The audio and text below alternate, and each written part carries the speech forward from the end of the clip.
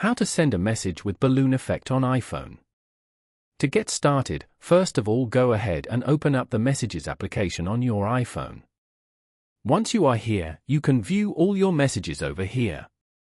Now, open the conversation you want to send a message to. Inside the chat, tap on the text field at the bottom and type out your message. To add the animation, press and hold the send arrow icon as shown. This opens the Send with Effect screen. You will see two categories, Bubble and Screen. Tap on the Screen tab at the top to view full screen animations. You can now swipe left to preview the different effects available, such as echo, spotlight, and balloons. Once you have selected the balloon effect, tap on the send arrow icon again to send your message. Following these steps, you can easily send a message with a balloon effect on an iPhone. Thank you for watching. Please leave a like if this tutorial helped you, or leave a comment below if you have any questions related to the video.